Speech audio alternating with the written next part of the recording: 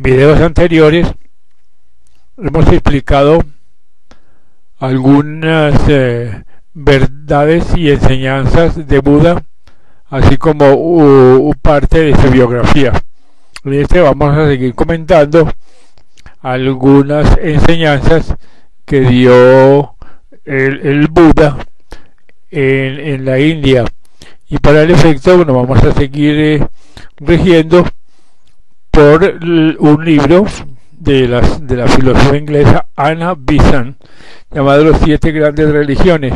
Como ya hemos dicho, la señora Besant fue presidenta durante más de 30 años de la Sociedad Teosófica, fundada por la también filósofa Elena Blavatsky, que es autora de ese maravilloso libro La Doctrina Secreta, donde ella plantea las claves para decodificar los libros sagrados de todas las religiones, puesto que estos son simbólicos, están encriptados, y sin dichas claves es imposible conocer su verdadero significado. Pero volviendo a nuestro propósito, veamos lo que dice la señora Besant sobre algunas de las enseñanzas budistas.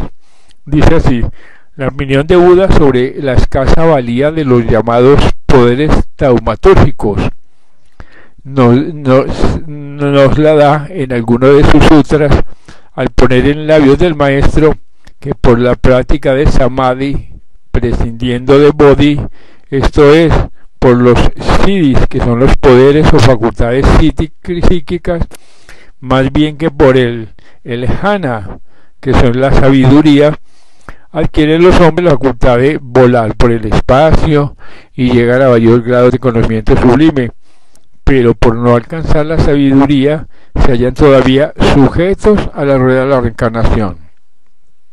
Y añade: gran controversia suscitó la aparente negación atribuida a la Iglesia del Sur de la persistencia del ego, que pasa de una vida a otra.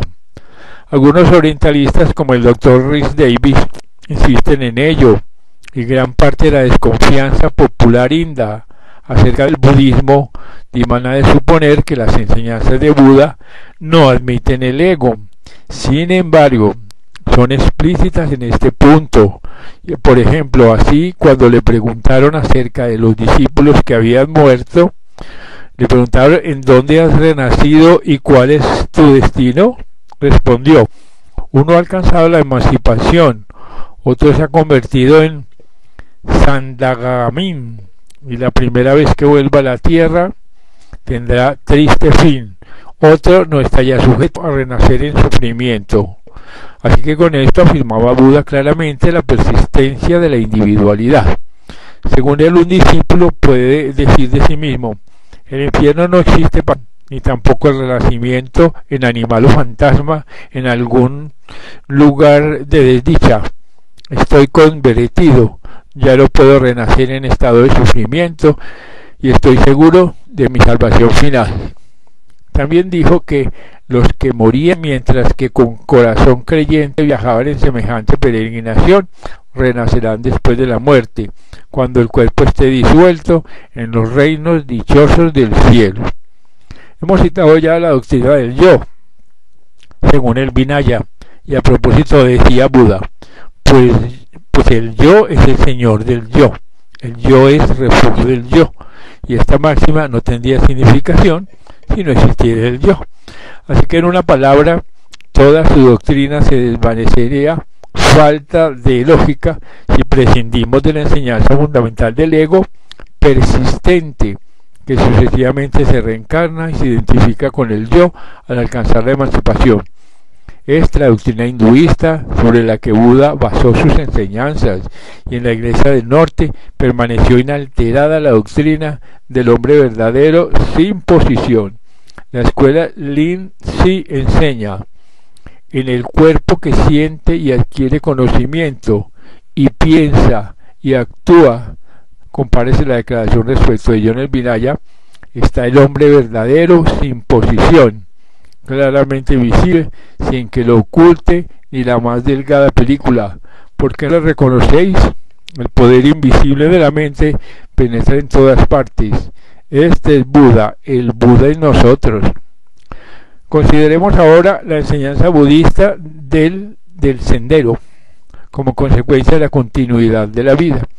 El sendero tiene en el budismo las mismas etapas enumeradas por Sri Shankaracharya, tanto acerca del sendero probatorio como del sendero propiamente dicho.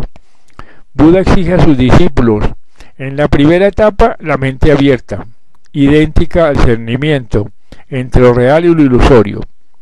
La segunda etapa concierne a la acción, estimula la renunciación del fruto, siendo idéntica al vairagya. La tercera etapa son las 6 cualidades de la mente, las mismas de la doctrina hinduista. La cuarta, el vehemente deseo de liberación. La quinta, es decir, la etapa predisponente a la iniciación. Y después de la iniciación viene el sendero propiamente dicho, a que alude la cita siguiente. Dijo Buda: el arhat, el alumno, puede aprender aire, cambiar su apariencia, fijar los años de su vida, estremecer el cielo y la tierra. Los grados anteriores a este estado son el anagamín, quien al término de su vida asciende en forma espiritual a los 19 cielos y completa su destino en uno de ellos, convirtiéndose en arhat. Después viene otro grado, el sakradagamin, en el que al cabo de un nacimiento y una muerte el hombre se convierte en rahat. Esto es por haberse apartado completamente de la pasión y del deseo, son como cortadas y muertas ramas de un árbol. Así enseñaba pues a sus discípulos, según atestiguan las escrituras, contra las erróneas interpretaciones de quienes, materializados en sus propios pensamientos, desconocen las verdades del mundo invisible. El arhatado era el último grado anterior a la liberación y conciencia nirvánica. La enseñanza de Buda acerca del nirvana es quizá la más explícita de todas, por estar expuesta positiva en vez de negativamente como de costumbre. Después de decir que el bhikkhu, o sea el alumno, ha de reconcentrar en sí mismo sus facultades mentales, lo mismo que la tortuga se recoge en la concha, habla así del nirvana. Alumnos: el increado, el invisible, el no hecho, el inconcebible, el elementario, el no producido, existe igualmente que el creado, el visible, el hecho, el concebible, el compuesto, el producido, y hay una relación constante entre ambos. Si el bhikkhu increado, invisible, no hecho, inconcebible, elementario, no producido, es no entidad, el resultado de la conexión de la causa con el efecto, con lo creado, lo visible, lo hecho, lo compuesto, lo concebible, no sería pues emancipación final. Dice: la inestabilidad de lo creado y lo demás, el gran tormento de la sujeción a la vejez, a la muerte y a la ignorancia, es lo que procede del cuerpo. Todo ello perece, el no hallar goce en ello es el rasgo característico de la emancipación final. Entonces no habrá dudas ni escrúpulos, se agotará la fuente de sufrimientos y reinará la paz del Sankara. Este es el principal bienaventuranza de los que han llegado al final, la paz perfecta, insuperable, la destrucción de las cualidades características, la perfección de la pureza perfecta, el aniquilamiento de la muerte. Como decía Cristo, el único enemigo a vencer es la muerte. Así describe Buda el estado en que siempre se hallaba, ya en el cuerpo o fuera de él. Sin embargo, a quienes, en vez de creer que el nirvana es la aniquilación de la muerte, creen que es el aniquilamiento de la vida. No conozco escritura alguna que tan claramente exponga el concepto del nirvana. Es existencia y no aniquilación, es realidad, no ilusión, es permanencia, no inestabilidad. Así que nirvana significa literalmente ida, es decir, la ida de las cosas inestables que desaparecen cuando el hombre alcanza la emancipación final. Durante 45 años anduvo enseñando el señor Buda por la India del Norte, hasta que, concluida la obra, llegó el momento de desprenderse de su cuerpo. Hay una extraña historia acerca de su desencarnación. bastante significativa en los antiguos tiempos, pero que actualmente la toman en sentido literal los que acostumbran a comer carne de cerdo. Cuéntase que un herrero llamado Chunda, poco después de haber anunciado Buda su próxima partida, le presentó la comida, compuesta de carne seca de cerdo, arroz y pasteles. El Señor ordenó a Chunda que le sirviese solamente la carne de cerdo, dejando el arroz y los pasteles para los discípulos, con encargo de enterrar después las sobras de la carne del cerdo.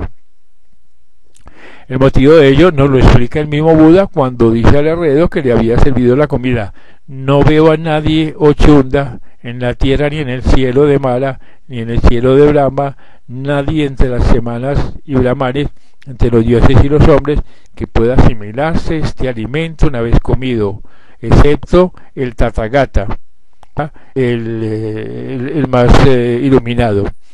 Seguramente que estas palabras bastan para demostrar que la carne de cerdo no era manjar alguno de los que se pueden digerir sin dificultad. Después de comer predicó, y a poco se sintió enfermo y con grandes dolores, que sufrió tranquilamente, y luego, reponiéndose, prosiguió su camino.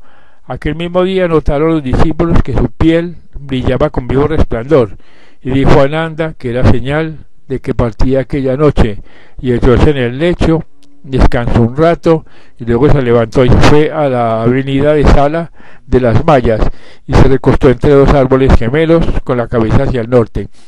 Los árboles le cubrieron con su follaje y cayeron flores del cielo, y se oyó celeste música en homenaje del moribundo señor, quien dirigiéndose a Ananda le dijo que si bien merecía tal homenaje, era sin embargo más valioso el homenaje que le tributaba el hombre puro y noble que obedecía a su ley.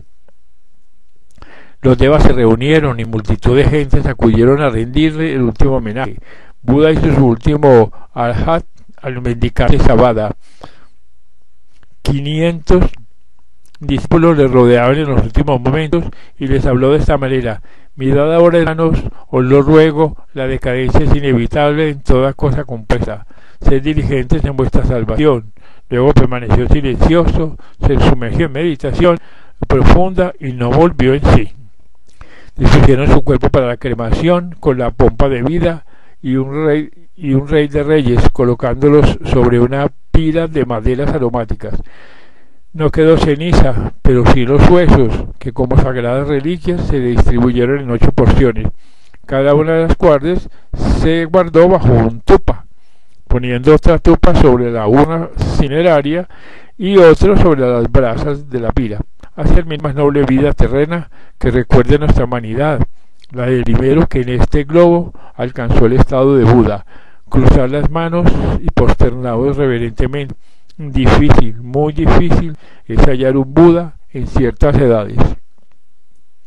No tenemos tiempo de seguir el desenvolvimiento del budismo en sus diferentes escuelas de filosofía, la aparición de los nobles instructores educados en ellas, la materialización de la fe entre gentes menos evolucionadas y de inclinaciones poco metafísicas, y el mantenimiento de su pureza original en las escuelas esotéricas.